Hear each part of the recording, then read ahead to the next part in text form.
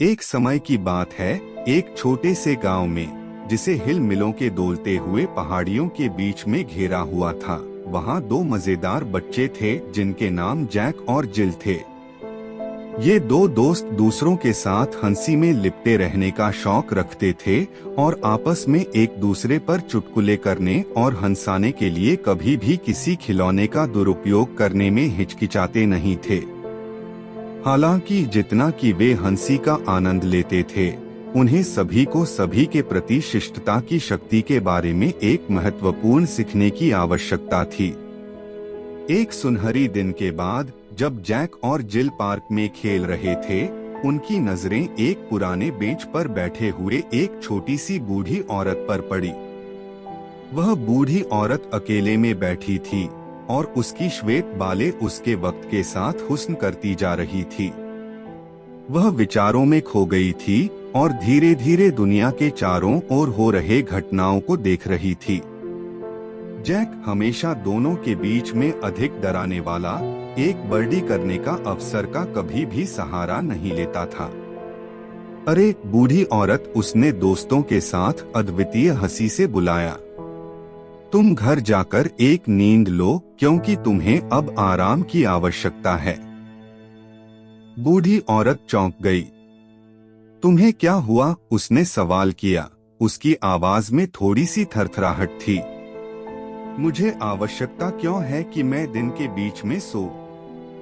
जिल ने हंसते हुए जवाब दिया, क्योंकि आप बूढ़ी हैं और आपको पता है सोना वृद्ध लोग क्या करते हैं। कोई बड़े लोगों के साथ खेलना नहीं चाहता। बूढ़ी औरत की आंखों में आंसू आ गए। मैं शायद बड़ी हूँ, उसने आरंभ किया। उसकी आवाज थोड़ी बहकरी थी, लेकिन यह नहीं मतलब है कि मैं बोर हूँ। मेरे पास एक लंबी और रंगीन जीवन की कई यादें हैं और मैं अभी भी सरल चीजों में खुशी पा सकती हूँ। जैक और जिल चौंक गए। उन्होंने बूढ़ी औरत की भावनाओं को दुखित होने पर पहचान लिया। उन्होंने त्वचा महसूस की और उन्होंने त्वरित रूप से माफी मांगी। हम बहुत खेद हैं, मासी। हमारा मतलब था कि हमने आपकी भावनाओं को चोट पहुंचाई और क्या आप हमारे साथ खेलना चाहेंगी? बूढ़ी औरत के चेहरे पर एक हल्की सी मुस्कान आई। मुझे खेलने में खुशी होगी, उसने कहा, अपने आंसू पोंछते हुए। और इस तरह अप्राकृतिक तृतीय ने सारे दिन एक साथ खेला। वे झूलों पर सवार होते, छुट्टियों पर दौड़ते और एक विशाल बड़े पेड़ के नीचे कहानियां साझा करते थे। पार्क में हंसी आवाज गूंजती थी और ऐसा लगता था कि समय खुद भूल गया है कि वह बीत रहा है।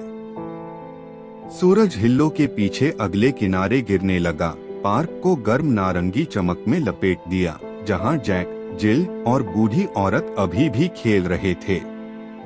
दिन के अंत में छोटी बूढ़ी औरत जैक और जिल से बोली, मेरे साथ खेलने के लिए धन्यवाद। तुम दोनों बिल्कुल खराब नहीं हो। जैक और जिल घर की ओर बढ़ते हुए खुशी से भरे दिल के साथ चले गए।